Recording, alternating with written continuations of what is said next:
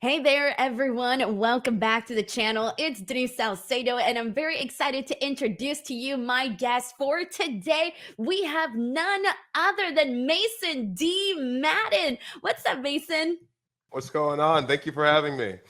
I'm so excited to chat with you. I got to tell you, when I we got connected with one another, I was like, hell yeah! I wasn't expecting you to be like, yeah, let's do an interview. So I was very happy when you said yes. I'm very personable, I've been told. That's a good thing. It's a good thing. I will say this. I also admire your email etiquette because you were so quick to respond and nobody ever responds quickly. So I was so thankful for that. I've been keeping really good track of my new email account. So as soon as I saw yours, I got right back. If it piles up too much, then I get overwhelmed and then I don't know what I'm doing. So I have to stay on top of everything. I feel you. I need to have like zero on my inbox. If not, I'm just like, this is too much. I need to start answering things. Like, I cannot see like 7 or 14 or no like weird number of unread messages. My other email is like a bajillion unread messages. So I'm trying to keep this one very neat.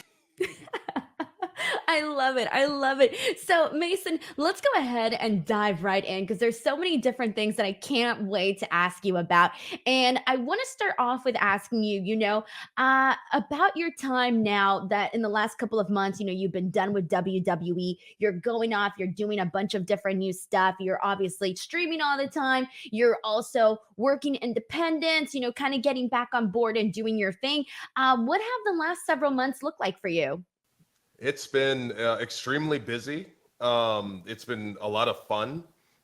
We were talking yesterday. We actually just had a stream last night, and we were talking about how different things feel when it's all on you. Um, it's a matter of, hey, if stuff doesn't work, it's actually my fault. So it's very easy for me to dive fully into making things work and trying to stay on top of everything and make everything as good as possible going forward. And this is all the past 3 months have really just been setting up for, I guess, next year. And I think we've done a good job doing it so far, and I'm excited for what's to come. I feel like that's the truth though. When it comes down to it, once you're freelancing, you're out there, it really is up to you and what you make of it. And it's a good feeling, don't you think? Or how have you felt? That like, is it a good feeling for you? It's a great feeling because honestly, and no shade at WWE or anything like that, I'm very appreciative of my time there.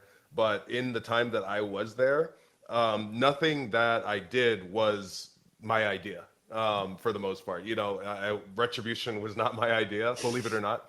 I did not immediately have the idea of becoming a male model, but I was able to dive into those things and make those things as fun as I could make them for myself. But in terms of just actually presenting, what am I? What am I on my own? What am I as a professional wrestler? I haven't been able to do that yet in my career. So crafting that image has been really fun for me. Yeah, I can only imagine what that must be like because, like you mentioned, those other things, retribution, maximum male models, that wasn't exactly your idea. And so, before we get to those two topics there, I do want to ask though, because when you were, when it came down to the end with WWE, what was your reaction to that? When it came down to the end, it's not like I was super surprised. I had heard that releases were happening, and when my time came, I actually missed the call because I was going through a dead zone picking up my youngest daughter from school. There's like a bad cell phone tower area, and when I pulled in at home, I had gotten a message from the guy who was doing the firings, and I was like, "Oh, there it is." And I had already heard from Mansoor that he had gotten released, so. Yeah, I wasn't surprised, but at the same time, every time something has ended for me, whether it be football or WWE, it's instantly become all right. Next step. How do we move forward? I got to keep this ship going, and so it became very exciting and fun, and just diving right into it. It's been fun. I guess in a weird way, it was kind of better that maybe you kind of expected it, where you said like you weren't as shocked, because I feel like that kind of lessens the blow a little bit. And we have seen, several different mass releases coming in and out. So I think that might always be kind of in the back of your mind of like, what if, like, am I next type of thing? And when you're kind of in the system and you're not a made entity, every time that time comes around, you're like, oh, 6 months has come up. Are they going to do a big release? Am I going to be on that? And it's something that you're kind of always got in the back of your mind, which is, a stress that isn't great. It's not a great feeling. Now I don't have to worry about it anymore. You're like, that's it. That feeling of anxiety is like off my shoulders because it's terrifying. Because you're obviously on the media side of things. You see the names come out, and you're just like, damn. But and it's a mess. Several names. But then you have to stop and think about each and every single individual and their stories and the things that they sacrificed and how everybody had the dream of making it in WWE.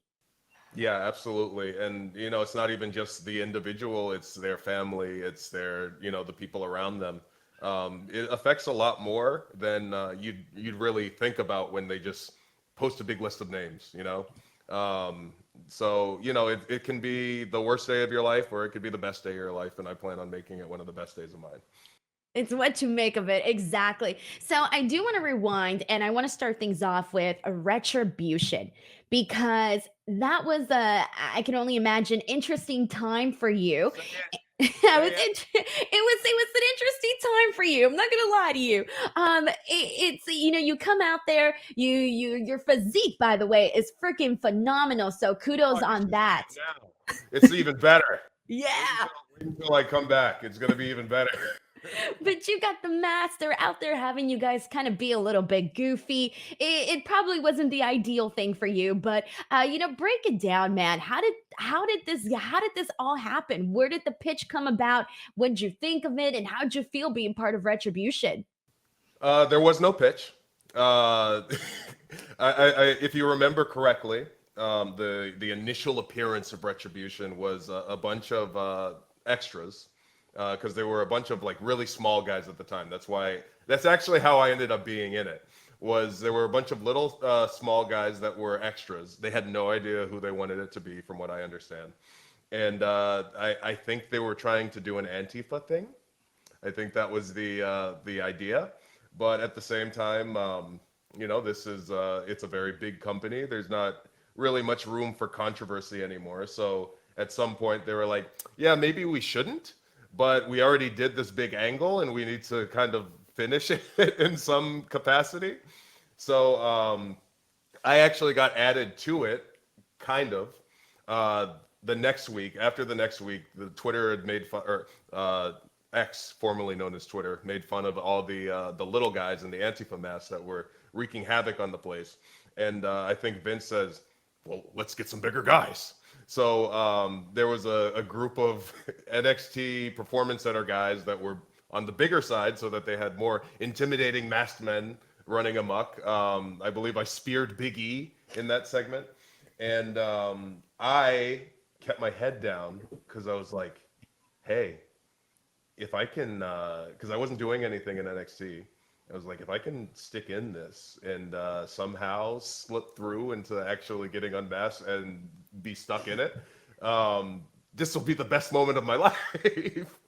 So yeah, no, I kept doing it. I made sure I was always one of the extras that was in it, and somehow when unmasking day came, I was one of the unmasked guys, and yeah, that's the funny thing. As goofy and as bad as it was the best opportunity I ever had. So I was very appreciative of it, and all the guys in it.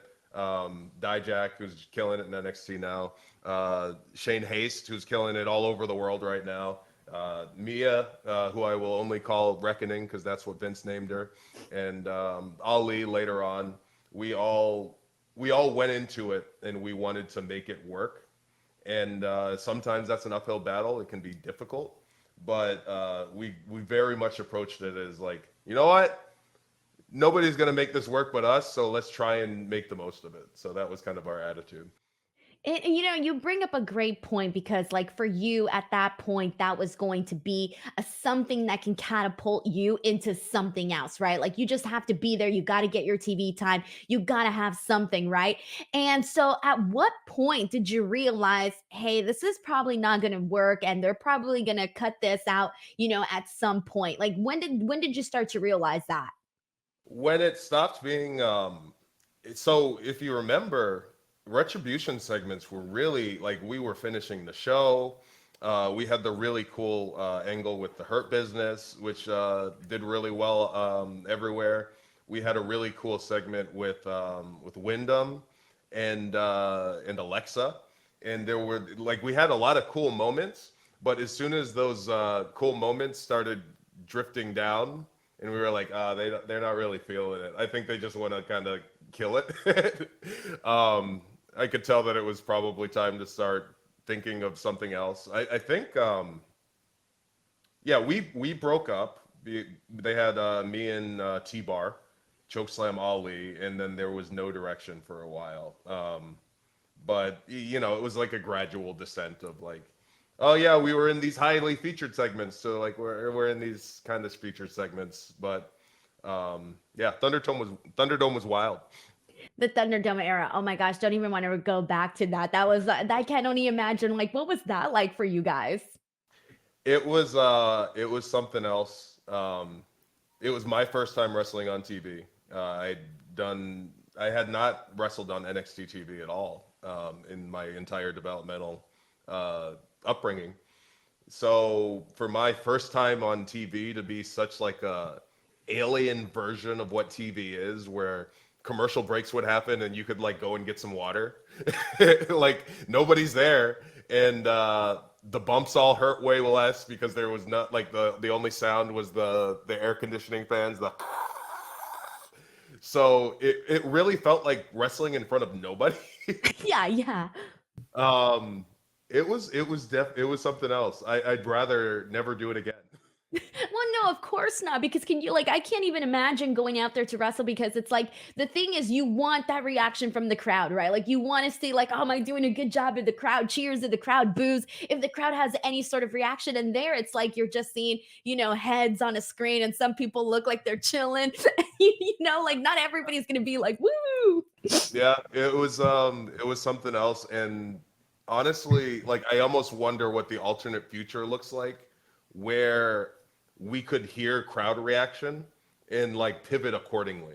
Because the Thunderdome era was very much like that's when they realized that they could press a button and then people would cheer and people would boo. That's kind of the point where they were like, oh yeah, we can actually be in charge of what the crowd likes and dislikes. So I almost wonder if not that Retribution was this massive fumble that it could have been. No, I take it back. It could have been great, but I wonder if we had a reaction of a crowd and see what organically hit with them, what organically missed with them. If we could have pivoted to like, oh, these are Power Rangers villains, or if we could have pivoted to something darker, or just the direction was all very much left up to the people in charge at the time. When you have an audience, you're more beholden to them. So I don't know. Who knows? Do you know what Vince McMahon thought of Retribution? I assume he didn't love it.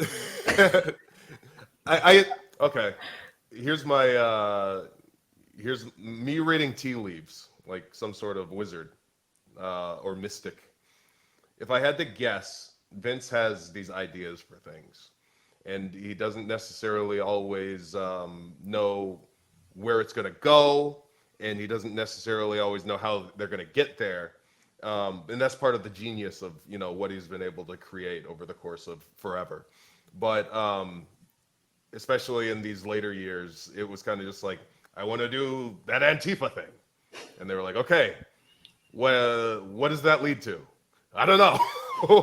So when it kind of ended up looking like we couldn't go anywhere with it, he just lost interest.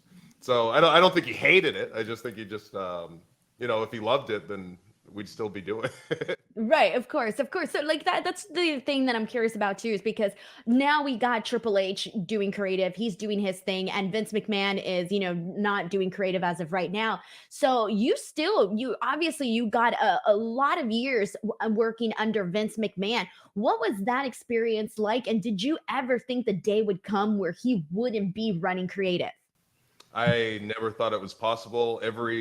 The past couple of years, every time I would talk to, my coworkers, I'd be like, wow, we're actually living in like the strangest time in the history of pro wrestling, because what has it been for the past 30, 40 years?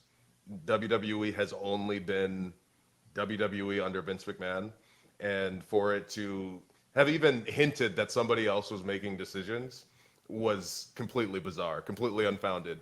And the guys who had been here for 10, 15 years, the locker room veterans at the time, you could just tell it was just, oh, this is so different, because we're beholden to different masters at this point. So it's and change is good. Change is great, but it was definitely something different, definitely something to get used to, and everybody was trying to figure it out at the same time. Okay, here's my favorite one. Uh, Before I was even wrestling for him, it was when I ended up on commentary. I'm in a production meeting, and it's my first production meeting ever. And because it's my first production meeting, I want to make a good impression. Um, if you're in college, right, or if you're in school, you want to sit in that front tee in the rows, looking towards the teacher. So I sat myself in the back, but in the middle, very strategically. I didn't want to take anybody's seats, but I wanted to be seen and noticed, taking notes in my little notebook. And I'm sitting there with my little notebook, and everybody kind of just gets quiet because we're all waiting for Vince to come from lunch. And he comes in, and I don't know what's happening. Like, I'm like, do we rise like a judge is entering the courtroom or something? I'm like, nobody told me. He walks in, silent, steps in, takes a couple steps. I look at him, I acknowledge him, and then I turn back to my notebook to get ready for the meeting. And then I just feel like and he clubbed me in the back, right? And then he takes two steps forward, and he turns around and he looks like, if you've ever seen Jim Carrey's Grinch movie, he turns around and looks at me like, and I was like, what do I do? Like, because I'm in my head, I'm like, was I in the way? Did I do something wrong? He's just like a strange goblin man, like a strange trickster. And my biggest regret was that in that moment, I was like, man, if I would have taken a calculated risk and double legged him and just started beating him up, I wonder if he would have like made me beat Brock Lesnar instead of getting put through the table. In the same meeting, he sits down and he's eating a very expensive steak, blood red, rare, with ketchup. He's eating it. It's very quiet. We're all watching him eat this steak, and he sneezes. And he goes, "Damn it, man! Control yourself." We're all sitting there, and we're like, what's going on? There's nothing that can prepare you for working in that environment. It is cartoon clown world, and we're all living in it, but it's fun. Oh my gosh, Mason, I like visualized that entire thing because I had always heard that Vince McMahon doesn't like when people sneeze. Doesn't like when people sneeze, but when he sneezed himself, he hated it. He was furious at himself. Oh my god. To myself, I'm like, control your like sneezing. You can't stop yourself from sneezing. Does he think that sneezing is a sign of weakness? I'm dying. I had always heard it's like a myth, right? You never really know if it's true unless you've seen it yourself. I've never seen it myself. So kind of getting this firsthand account from you is like mind blowing, right? Like it's freaking crazy to even think that. Don't sneeze or yawn, or don't be seen. I was always very paranoid because there's cameras everywhere. We're at freaking TV. I was always very nervous to be like in the bowl when everybody's going over their matches, and to be anywhere in the ring because there's eyes in the sky looking down upon you. And travel can be long. Sometimes you had a long week of house shows, and then you fly in. There's delays. You get in late. I'm sitting in the bowl, and sometimes you just want to. You never know when Kevin Dunn's going to point the camera at you, and then Vince is going to be in somebody's ear, and he's like, "Don't ever let him see you yawn again." Oh my god. So, like, if you ever have to yawn, you're doing this thing where, like, you're doing, like, a face Like, twitch kind of to hold it in? Yes. That's the worst. Oh my god. That's too funny though because it's like it's a mind trip honestly to hear about that.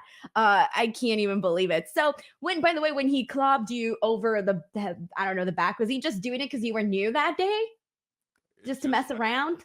so I think he was just messing around. He's surprisingly like a funny guy. Like he likes to joke on people. He likes to rib people. He likes to get a rise out of people for things. So you never know. It's like this weird area where you don't know what's like he's doing for a laugh and what he's doing is like as a test or like a power move. So you're always trying to just try and figure out exactly what's going through his mind because that's the only mind that it mattered his opinion of you. So it was wild. It was definitely something. I want to touch on that a little bit too, because you did get to do some commentary. And when that role came about for you, like what were your thoughts in terms of taking it and how did you feel, during the period that you did get to do commentary? Kind of in a similar vein, the retribution thing, where and this is just kind of the nature of how NXT was at the time. NXT was very much focused on the independent guys that were coming in, and that was kind of the nature of NXT Black and Gold at the time, where the 10-year vets that are now making their way into NXT and that style of wrestling. Um, I missed 2.0 by just a couple of years. 2.0 would have been my prime my prime time, but Yes. so I didn't really get very many opportunities to do anything in NXT. And obviously I was in training and I do the house shows and whatever. But at some point I get a call from Vic, who's doing NXT commentary now, and he was like, "Hey, um, I can't tell you why, but we want you to come into TV on Monday, and we want you to do commentary on 205 and or main event." It was one of the two. I was like, okay, I don't know why, but it's not something that I planned on doing, but it's something that it's a job, it's a living. I got 3 kids, so if that's something that I could do to make a living, then so be it. Turns out I was actually working with my friend who I've known for years, John LaQuasto, a great comedian. Check him out. We were doing commentary because he was on the commentary team. So at the Performance Center, he didn't have anybody to just bounce off of. We had a booth where you could watch matches and then record commentary over it, and he didn't have anybody to do it with. So me and Mansoor, ironically, would go in there with him sometimes, and we just be the color commentary guy, and it was a lot of fun. But somehow one of those tapes got to Paul Heyman. Paul Heyman was becoming the lead, I guess, the showrunner for Raw at the time, and he wanted a full facelift. He wanted like a different stage, different commentary, different everything. And he said, "We're gonna get a fresh face. We're gonna pull that guy out of NXT, and we're gonna put him on commentary." Over the course of a month, I had to learn how to do it. It is very hard. I have so much respect for everybody, Michael Cole especially, for somebody to do it for as long as he did, and for somebody to do it with Vince McMahon in his ear and telling him what to say. Um, but I think I learned how to do it over the course of that month, and I debuted as the lead color commentator on Raw for the season premiere at the end of the month, and I did that for about 2 months. Um, yeah, no, things come at you quick, and then it was over. I stood up to Brock Lesnar, and Vince realized when they did that shot, and they had this problem with me all the time because I'm 6'8". They had this problem where the levels were all messed up for when they wanted to do like camera shots because I'm much taller than King. Vic, weirdly tall, but they were like they had King up on like a box at some points, and they had to frame things just right to deal with the fact that I'm a big mutant. And when I stood up to Brock and I'm looking down at Brock, Vince was like, "What is that guy doing on commentary?" Right? Never came back. I never came back. I didn't come back to wrestling anytime soon either. But yeah, that was it. That was it for me. He just knew that you didn't belong on commentary with your size. Yeah, why is he? Why is this guy, this commentator, 3 times the size of most of our wrestlers? It's not. It's a weird look.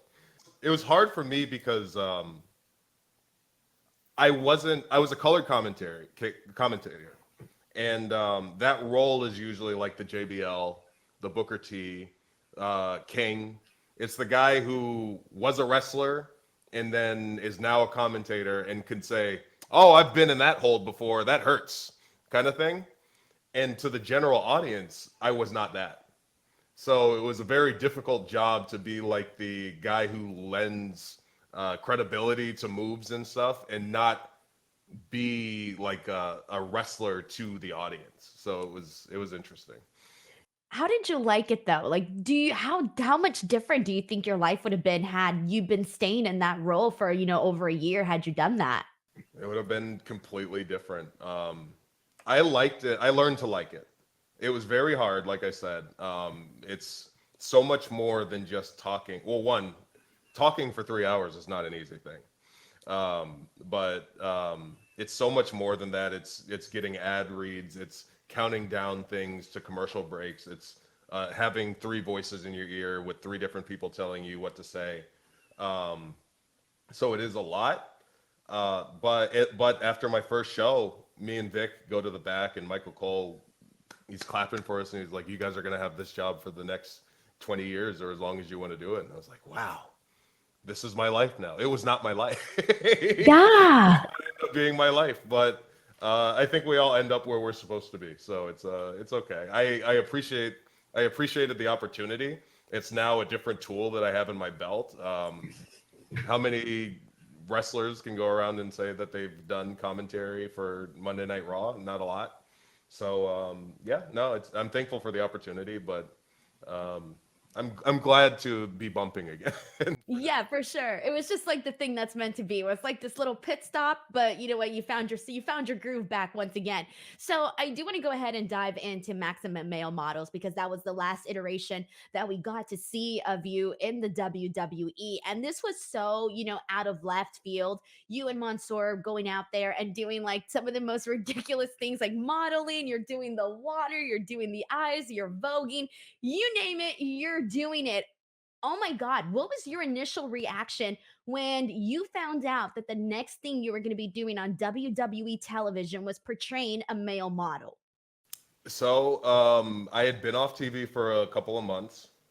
I had been working with creative and the creative department on a couple different character concepts. At one point, they were like, "Oh, we're gonna turn Mason to the executioner," and then they had like concept art made of me in like an executioner hood with like a big axe, and I was like, "Okay, that's cool." And then they were like, "Yeah, that's too close to the other Mace. Let's make him like a cyberpunk bounty hunter, and we're gonna give him a motorcycle." And there was concept art of all that too. And this had been going on for I think 6 months. And towards the end of that, we looked like we were moving in this direction where I was going to do singles as this very colorful. I think there was like face paint. I had gear made of like, it was like bright blue and yellow, and it seemed like it was going to happen. And I got a call from my writer on a Thursday. "Hey, we need you to fly into SmackDown for a dark match." And I was like, "Okay, cool. Are we running with this mercenary or this bounty hunter thing?" And he's like, "No, Vince had an idea." I was like, "Cool, what is it?" He says, "You're going to be a male model, and you're going to do it with Mansoor." I was like, "Great."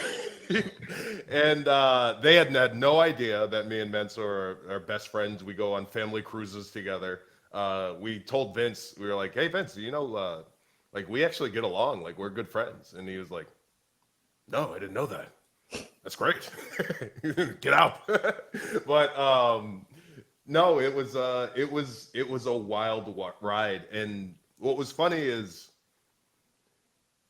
Vince had an idea for it, and we didn't. Nobody will ever know what that idea for it was, because we were doing house shows where we would just have fashion shows, and we would just do a walk, and then we'd go back, and there would be no comeuppance. There would be no. We thought for sure it was like, oh yeah, surely Sheamus and the Brawling Brutes will come and kick our asses and beat us up, and then the crowd will be excited.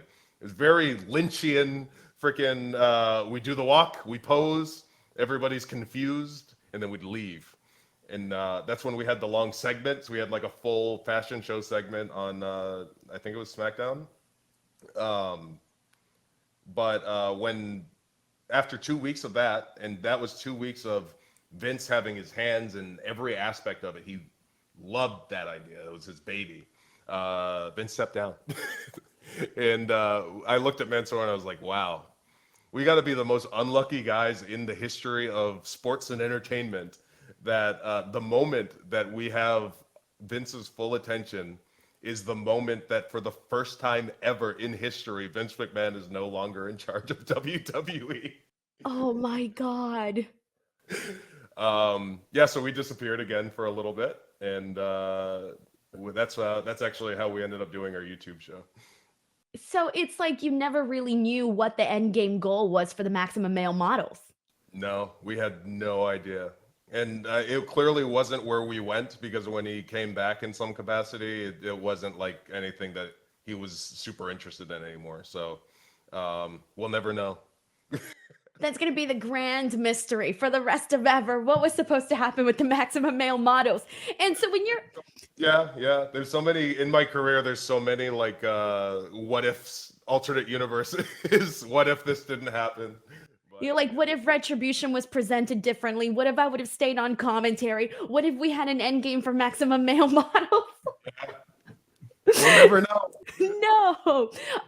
So here's the thing, like when you're going out there and you were doing all the things that you were doing, how did you feel when you were actually doing the eyes and the poses and the water? And how did you feel when you saw yourself afterwards? So, little known fact, or maybe a little bit known fact. My mom was actually a professional model. She modeled for magazines. She did runway shows for Ebony magazine, and that's actually how she met my dad. So she was a runway model, and that was the first time in my entire life. Like I played football. My dad was a football player. My dad was very hands-on with, no, we got to do this, we got to do this, we got to do this. When I became a male model, all of a sudden my mom activated, and she's like, no, that's not how you walk. No, that's not how you turn. You need to, it's like, we got everything. So weirdly enough, modeling kind of natural for me. Yeah, I was gonna say you guys didn't do bad in terms of like the visuals of it all. I was looking at that and I was going like, he's got that smoldering eye. What is going on here? He nailed that. Yeah, no, and the more, I think the biggest thing with any quote unquote bad gimmick, I don't think there is any bad gimmick. But if you're handed something that is an uphill battle to try and make work, if you dive into it with all of yourself, all of your soul, and you determine is like, listen, I don't care what this is, I'm gonna have fun with it. For this, for Maximum Male Models, it was like, listen, I get to travel around the world with my best friend, and we get to do silly things and have fun matches. We're gonna enjoy this, and we're gonna make this work. If you go in with that approach, the audience will see the joy in your heart as you're having fun, and something about that, it will connect with their lizard brains, and it'll work in some capacity. And that was our approach. That was always our approach. Was just like, hey, could be worse. Could be with somebody that we hate. Could be, could be not on TV. Could be any number of things. So that was all very much like Retribution. It was very much like a, let's make it work. It's only us. Only us can make it work. So let's do it. So, you're doing all of this stuff with Maximum Male Models, but you're also out there not just with Mansoor, but you were also there with Maxine Dupree and Max Dupree, who would then go on to be LA Knight. Yeah, don't forget about Max. Yeah. What was that experience like getting to work with him and thus, getting to see him really grow into what he's become? It's very funny because when we found out about the Maximum Male Models thing, uh, they told us it was like we're gonna have L.A. Knight as your manager. I was like, L.A. Knight as our man? Like, surely you mean Robert Stone? Like Robert Stone would have been a perfect Max Dupree. But they were like, no, we're gonna do L.A. Knight as Vince wants L.A. Knight to be Max Dupree. He's gonna be the proprietor of Maximum Male Models. And I was like, well, he's great at talking, so this should work, I guess. It's not what he's known for, but yeah, it was something else. And to his credit, he also dove all the way in with us. He was out there on the front line on the battlefield of fashion. But it's just for whatever reason, it seemed like Vince had it out for him specifically, in that I don't know. Maybe he expected something else when he said I want him to be. Maybe he did think he was getting Robert Stone. Like it just felt like he wanted. Uh, I call him Max. Vince named him Max. I'm gonna call him Max. He wanted Max to be something that he wasn't, and when he wasn't that thing that he was not, it was something that upset him.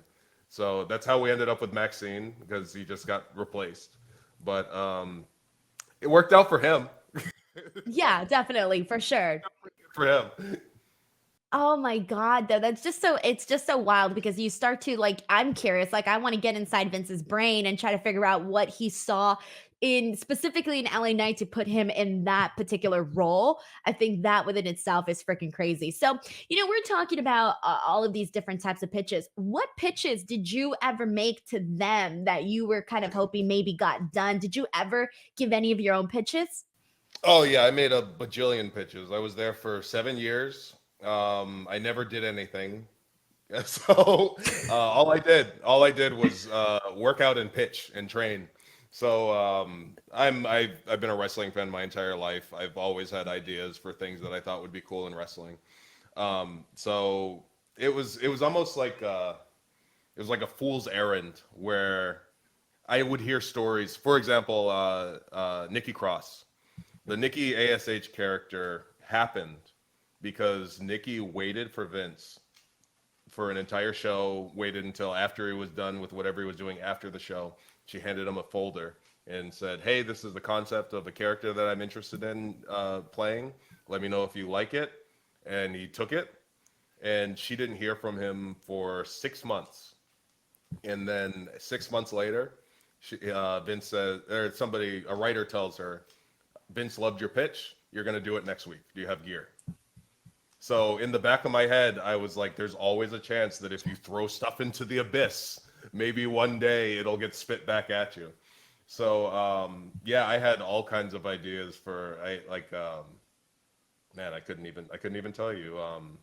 We were talking yesterday on the stream about an idea that I had for like a trophy collector, kind of like somebody who beats people and then takes a piece of them and like adds it to their belt as a trophy. Because people always said I look like a predator from the Predator movies. So, oh, I've always, wanted to do like anime inspired stuff. That's something that I never really saw in pro wrestling. Just trying to a million pitches to be different people's heater, you know. Um, but none of them really came about. So I guess that's why I'm really excited to be able to do whatever I want now. I'm almost crippled by options. Yeah, and that's the good thing, right? Like having those types of options. So, before we get to those options, I know it's so soon to probably ask, but do you think you would ever want to go back to WWE, especially now that things are so different, or at least they seem different? Absolutely. I'd never say never to anything. I'm excited to be able to show what I can do on my own, and kind of just show this is what I am. But if any opportunity presents itself, I'm always open to that. Have you had any conversations with AEW or Impact Wrestling? Well, as we are talking, it is not yet December 21st, which is the end of my non-compete, so I cannot discuss any conversations that I have not had over the course of my 90-day period of non-competing. December 21st. Alrighty. Well, we're actually a couple days away now. Hey. We're very close. I've got some cool stuff planned. Hell yeah. Alrighty. That's freaking awesome. Well, I look forward to seeing what you end up doing. And before we get into our next part of the interview, of course, I have to ask you, getting into like pro wrestling for you, 2024, like what are the goals? What are the things that you want to make sure you accomplish? What are the hopes, the resolutions? You name them. I want to wrestle. That's something I didn't get to do a whole lot in WWE. So I'm looking forward to maybe doing that. I'm immediately, I can talk about some of the dates that I have actually planned for non-televised companies, but I've got my first match back at New Texas Pro. I'm going back to Texas, which is actually where I started my wrestling career. And it's very exciting to like be like, oh yeah, I can have a 15-minute match. I can wrestle for 15 minutes. I can do the thing that I've always wanted to do. So that's the biggest thing. I just want to wrestle. I just want to be a wrestler. You know, It's that simple. it's that simple. I don't ask for much in this world. I just want to be a pro wrestler. That's all.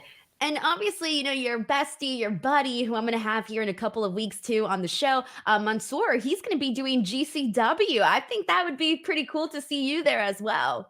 Well, you are going to see me on GCW the literal next night because he jumped the shark and did it before me.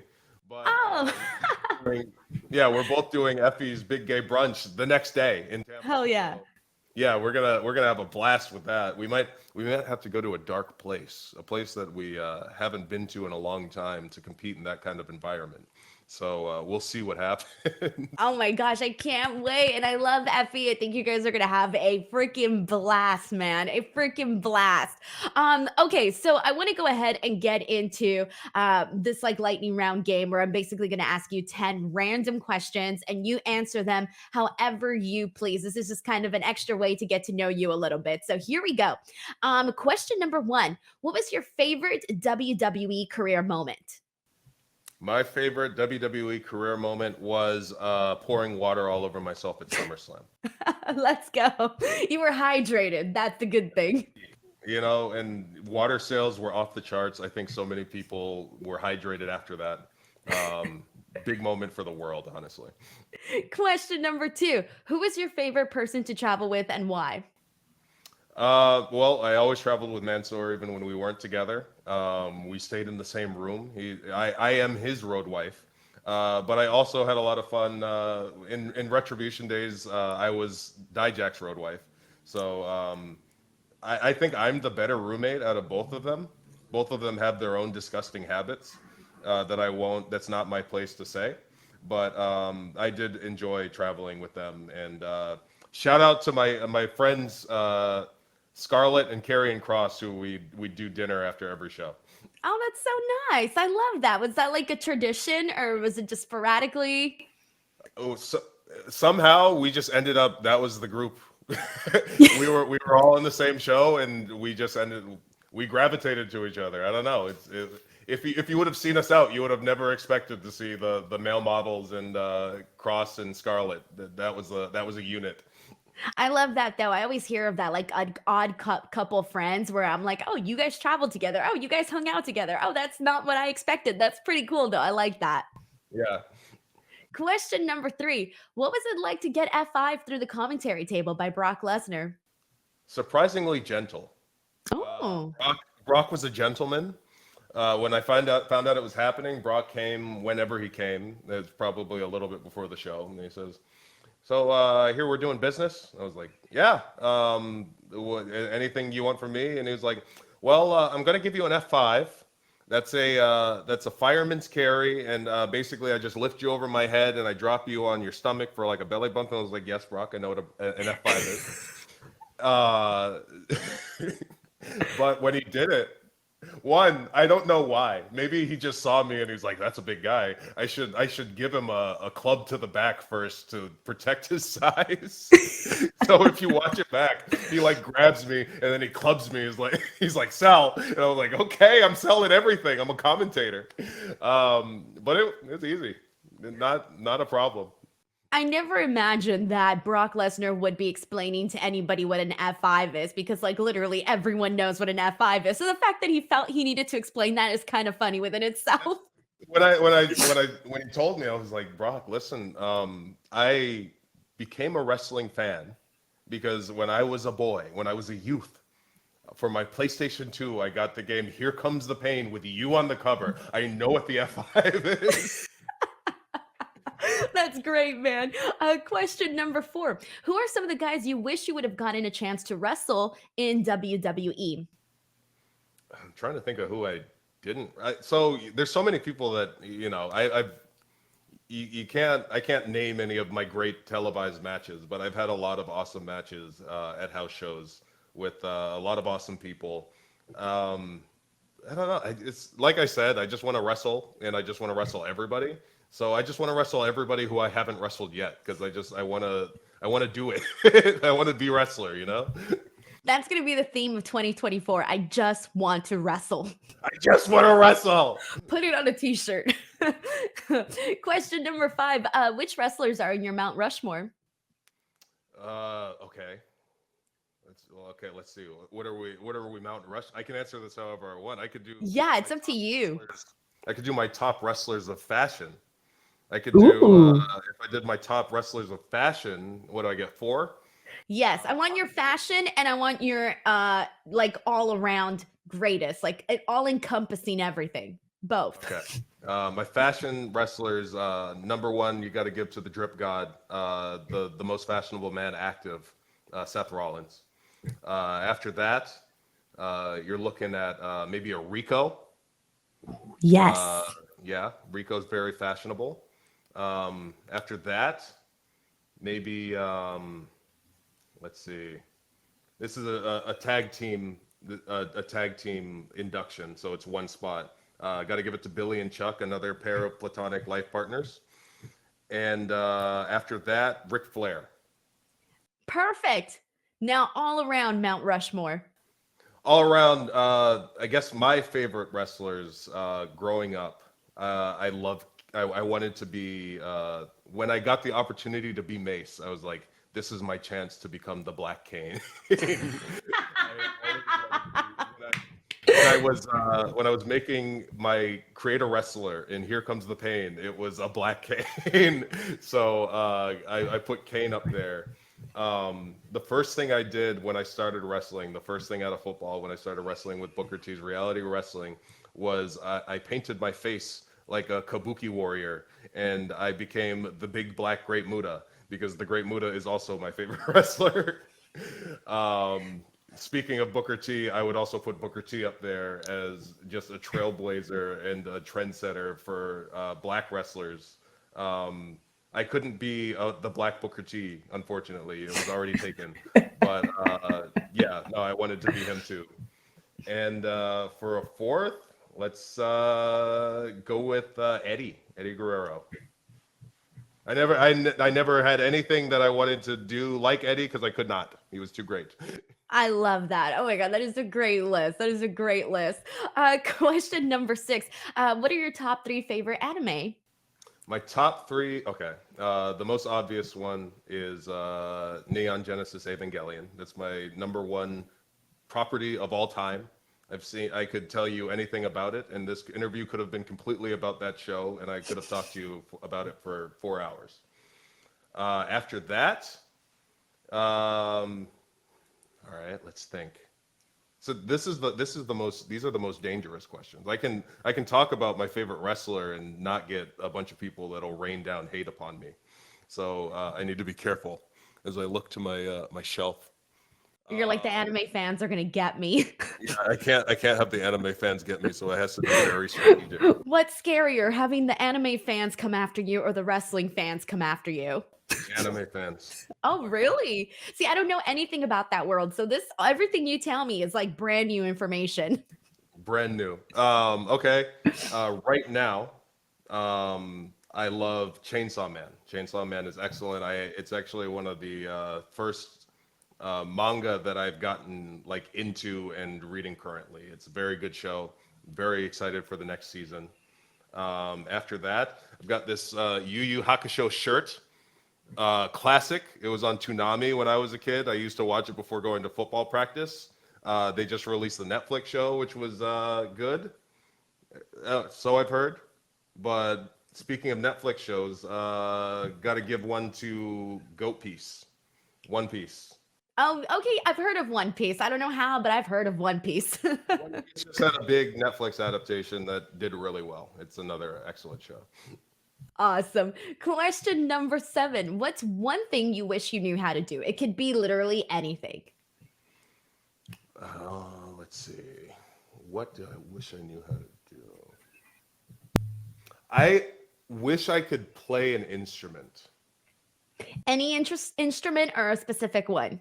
So, when I was in high school, if you actually look, you can. Let me see if I can grab it. Yeah, here we go. I wanted to learn the bass guitar, and I actually got bass guitars because I was like, wow, it would be cool if I knew how to learn the bass guitar. And I never, it was just never something that came to me, so they ended up as decorations as my on my wall. Honestly, there's nothing stopping me. I can just learn how to do it. Everything that I've wanted to learn, I've kind of just learned how to do. For example, I wanted to learn how to draw. I just taught myself how to do that. So maybe the next thing is I'll teach myself how to play bass guitar. And you already have it there, so there's no excuses. It's right there, yeah. And this next question is outside of wrestling. What's on your bucket list for 2024?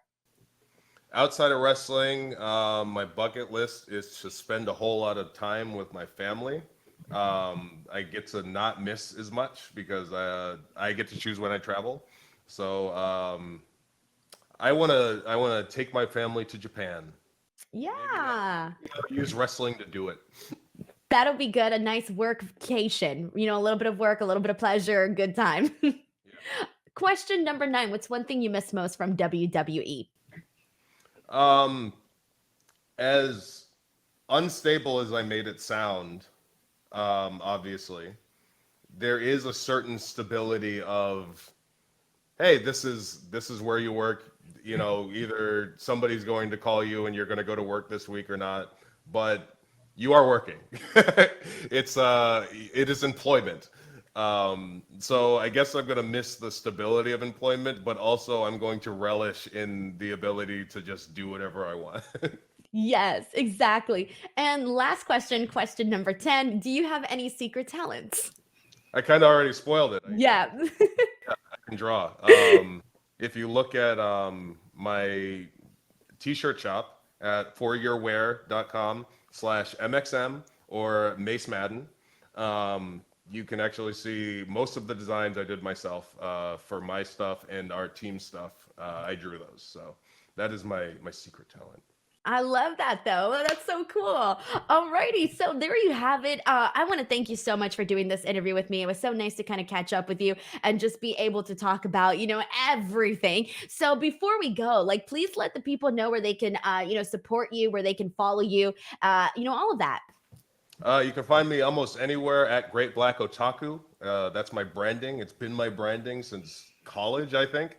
But most specifically, you can find me on Twitch, where we do Twitch streams 2 to 3 times a week, probably less when we start working. That's the biggest thing, and you can buy our t-shirts at foryourwear.com. Perfect. I'm going to post the links to all of that in the description box below so you guys can go ahead and give Mason some love. And other than that, I want to thank everybody for tuning in, and we'll catch you guys on the next one. Thank you, everyone.